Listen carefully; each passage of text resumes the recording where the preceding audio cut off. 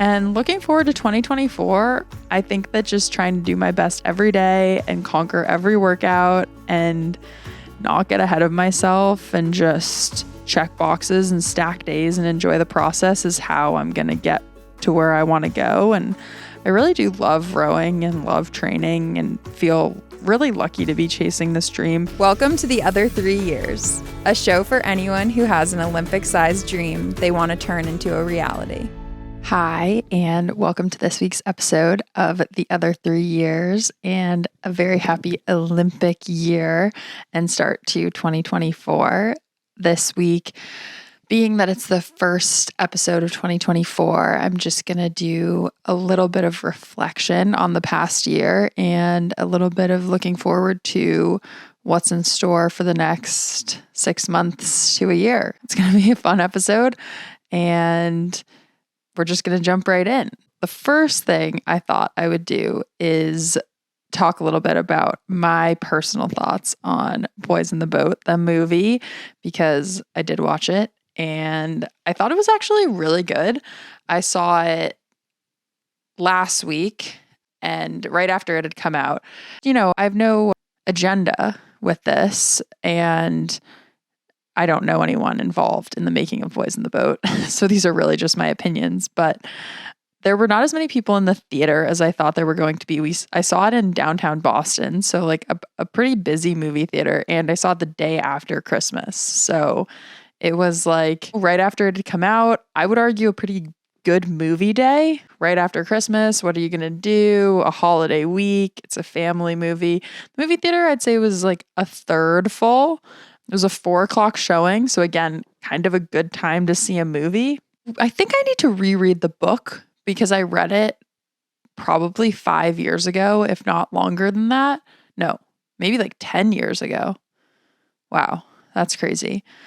But the storyline was pretty different, which makes sense because the book was long and the movie was 2 hours. So I think to have the story arc fit, they needed to condense things in the movie, but I thought that a lot of the detail and a lot of the narrative that made the book so good was kind of left out of the movie. And it is more plausible that someone would start rowing and then 4 years later go to the Olympics and win. It's a little bit less plausible that a whole boat of athletes would start rowing and literally that year win the Olympics. So I feel like that was a little bit of like movie magic. But it was good. And I'd say one thing that I really liked was the actual rowing. Like, I think that it was cool that they used actors and that they did actually know how to row. Like, they really did know how to row. And they were pretty good. I was actually pretty impressed with their rowing. And they definitely must have practiced a lot because it's pretty obvious when somebody doesn't know how to row. And the guys in the movie, they were not by any means the best rowers I've ever seen in my life, but they really were not the worst. And a lot of the things in it were really relatable and really true to rowing. It was clear that they kept a lot of authenticity within the sport, which I really appreciated. But it also was really exciting and very fun to see on the big screen and really captivating for an audience. So I thought that they had a good mix of being true to the sport and getting things in a somewhat accurate sense, but also making it really exciting and wanting to be seen by a mass audience, not just people that are already involved in rowing. I would say one of my favorite things that maybe wasn't like a super notable thing was the boat building aspects of George Pocock. I just thought that was really, really cool. And boat building is such a beautiful art. And that stuff was really fun to see. And it was so true. It was all very accurate and true. And I really appreciated that they left that in there because there were a lot of aspects of the story that they took out. And I thought it was really nice that they left that stuff in there and that they were making the boats and bringing the boats, and because the boats are a huge part of the sport. And so I thought it was just really nice that they left that stuff in there. So I'd really recommend everyone go and see it. Like I said, I liked it. I thought it was good. I thought it was exciting. And I think that it's really cool that there's, a major motion picture that is about rowing. But I would still recommend people read the book because I think that I think they were both good, but in different ways. So I wouldn't say that the movie surpasses the book, but I think it is a good thing to have alongside the book. Now I'm going to do a quick update on what's currently going on. It is the 2nd right now, January 2nd. So we just started the new year. On New Year's Eve, I celebrated my brother's wedding to his now wife, Jenny, Joe and Jenny. And their wedding was unbelievable. It was so fun. It was such a happy time. There were 300 guests and everyone had a great time. It really was just so special. And I feel like they are just happy people who love their friends and family and just wanted to spend time with the people that they love and do it on a really celebratory night, which also happens to be my parents' anniversary. So for our family, it was just such a special evening and just so fun. I'm definitely coming down off a little bit of a high. It's like almost like a race. There was so much anticipation built up for it and now it's over. It was funny. I was having dinner with my parents last night and they're like, I don't know what we're going to do now. Like we were all about the wedding and now it's over. So I think we're all going to come down from the high a little bit.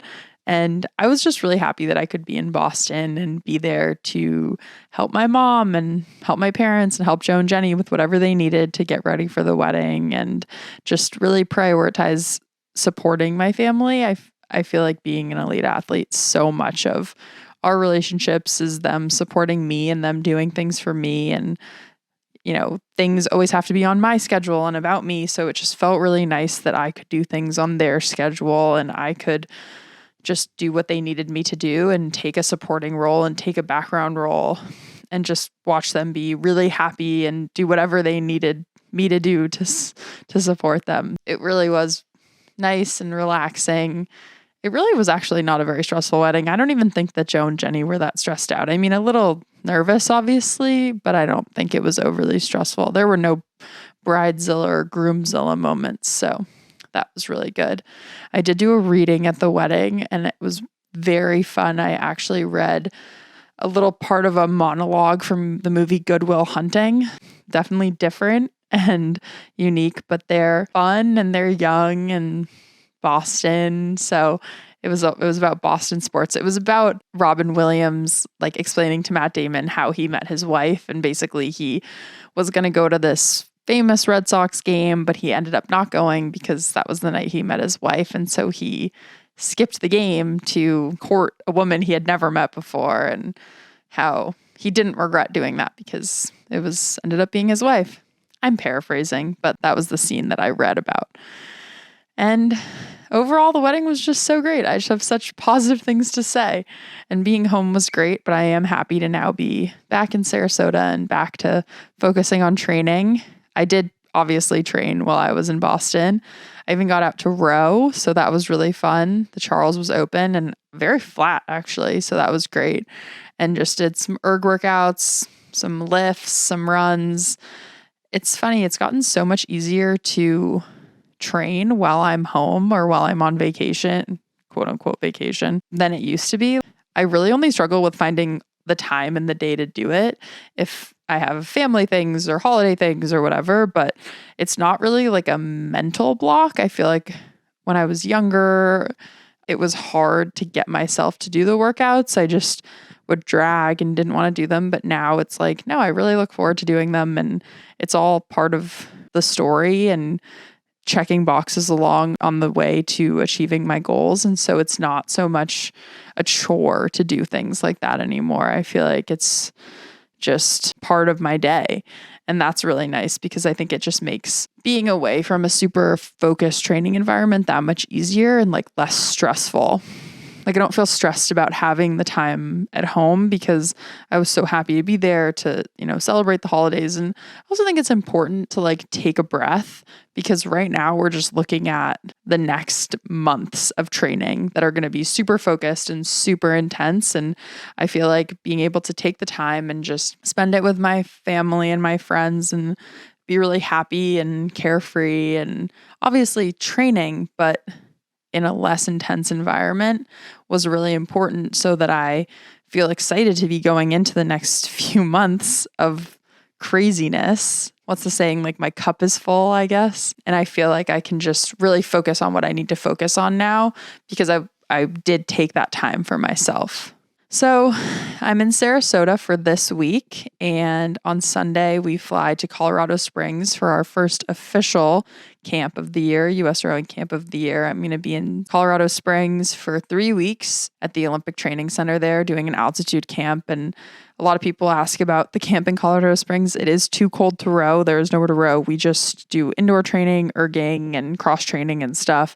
And then we also do hikes and runs and all that kind of things. But we're training at altitude. So that's really the focus of why we go. So it's a pretty intense training block. Actually, last year it was a lot of volume and a lot of work, but I'm kind of excited. I don't know. I think it's in a weird way a little bit fun to just be, solely focused on training. Like, that's the main priority. And being there, it was like, I don't know, I went to bed at like 7:30 or 8 p.m. every night because I was just so tired from the training, but it felt nice to be getting all that sleep and be so focused on what I was doing.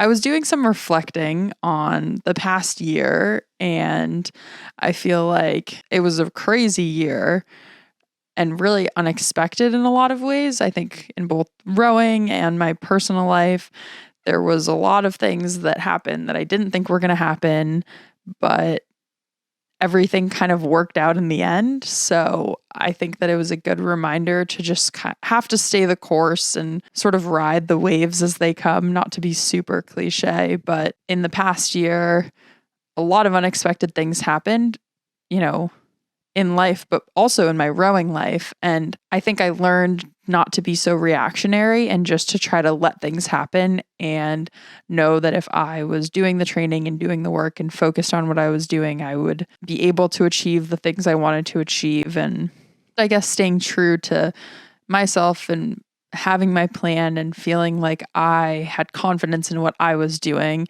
even if I wasn't achieving everything I wanted to achieve and I wasn't hitting every goal box I wanted to hit, and really using those things to come into this next year. But I thought it would be fun to do a little exercise because as I ran through 2023 in my brain, it's like really easy for me to see things I would like to improve on. And I just think that that's kind of an athlete's mindset. Like, you're constantly looking to improve and can't be complacent where you are. But I thought it would be fun to do a high, low, and buffalo of my 2023. I think I've mentioned it before on the podcast, but my teammate and good friend, Megan Goodman, likes to have us do this game, high, low, buffalo. And basically, high obviously makes sense. Your high of the year, your low of the year, and then your buffalo is just a random or weird thing that you have to mention. That's like the next thing that comes to mind. So for my 2023 rowing life, my low would definitely be our first speed order of the year in singles. I just didn't have a performance that I wanted to have, and I really got into my own head and had a really lackluster final. I think compartmentalizing, I was really happy for some of my teammates who had really great performances, and that was really fun to see them. And, everyone works so hard. So when you are compartmentalizing, it is really fun to see your teammates and your friends achieve things that they hadn't before achieved. And that part of it was really fun. But for me personally, it was definitely a real low of the year. I felt like I had put in so much work over the fall and winter and had a lot of fitness, and it just didn't show. And the previous year had been difficult. I think coming back from the Olympics was like in some ways harder than I had anticipated. And there was just a lot of moving pieces and a lot of coaching changes just with like the national team stuff. And I was sweeping and I was sculling and I was then in the double, and there were just a lot of things going on. And I think it was almost like mentally harder for me to get past everything. And I took that into the beginning of 2023. And then when I was trying to race in the single, it was just like my brain was so crowded and I was so in my own head. So that was definitely my low, but I also think that it kind of pushed me to realize I needed to prioritize myself, and I needed to prioritize getting my head on straight and doing what I needed to do to get me where I needed to go. And I think those things were good because then it wasn't that I hadn't been training hard, but I almost like did a little bit of a pivot and was more focused on exactly what I needed to do rather than just listening to other people the whole time. So that goes into my high, which is probably pretty predictable, but it was just Sophia and me racing I'd say the whole week at Worlds, not just the final, because the semi was also really exciting. And I think personally for me to win the semi in the Olympic qualification year and get that Olympic qualification in the women's double, I was so proud of us. Like, I just feel like that was a big deal. And it's funny, sometimes I'll say to Kat, like, that was a big girl moment. And I really feel like that was a big girl moment. So that was definitely my high for the year. And of course, also the final and ending up on the podium was a high. And it felt great to have hard work pay off, but also, have a little bit of room for improvement and a little bit of fire in your belly because the work is not over. So my Buffalo is also kind of a high. So maybe I'm cheating a little bit, but over the past year, we've done a lot of these 30-second blasters. So it's basically 30 seconds max effort. We've done them on both the erg and out on the water. And previously I had been very bad at these, like very bad. And Kat challenged me to do all of them starting from a stop. So I wouldn't paddle into any of it. I would just start from a stop. So like it was the start of a race or the start of an erg piece, which makes it a bit harder. So I was already not good at something. And then I was doing the hardest version of it. And I spent a lot of time really not looking forward to these workouts. Like, we know the whole plan for the week in advance. And I would be like, Tuesday and Thursday afternoon, 30-second blasters, not looking forward to that. But I've done them all year. And I've honestly can say I've gotten so much better at them. And I'm proud of myself for conquering something. I wouldn't say I've conquered it. I wouldn't say that am now the best, but doing something that I'm not good at and getting better at it. And then also not choosing the easy way out of it, like making it as hard as I can possibly make it and trying to turn a weakness into a strength. So that's the 30-second blasters are definitely my Buffalo of 2023. And looking forward to 2024, honestly, I'm just gonna do what I've been doing because I think that just trying to do my best every day and conquer every workout and not get ahead of myself and just check boxes and stack days and enjoy the process is how I'm gonna get to where I want to go. And I really do love rowing and love training and feel really lucky to be chasing this dream. Feel really lucky that my body cooperates with me and that I have the support of my family and friends to be doing this, that I have the support of so many people. It feels really amazing because I think for a long time it felt like I was on the journey, not alone, but without that much support. And now it feels like I have so much support, which is really incredible. And obviously some days are really hard, and I'm sure crazy things are going to happen this year, and there will be setbacks and there will be frustrations and things that don't go as planned. But I think that if I just keep my head on straight and stay internal and stay focused and just keep going, keep putting one foot in front of the other, I can accomplish a lot. And I'm just excited for all the work to do in the days ahead because it's going to be fun. We're entering a tough block of training, but the tough blocks are a little bit fun. So I'm just excited. And I also am excited to be doing this like with the podcast. I think that it's really exciting that I kind of am bringing everyone along with me on the journey and that I'm going to keep sharing what happens no matter what. So it's really fun. And I think it's a cool thing. And it's a little scary because I just don't know what's going to happen and anything could happen, but it's also pretty exciting. And I'm just grateful to have this platform and have the opportunity. And it's so cool that people listen to the podcast. It really is. And I just so appreciate everyone listening because it's really crazy and so nice. And I don't know. I'm getting cheesy because it's almost bedtime and I have to go to bed. So before I say something else that's too weird, I'm going to share my quote of the week this week. And this is in my quote notes. So I really like this quote, but I didn't say who said it. So I'm really sorry, but I really like it. And I think sometimes in life, the biggest challenges end up being the best things that happen in your life. So thanks for listening. Have a great week. Happy 2024. And I'll see you next week for a fun interview. Okay, bye.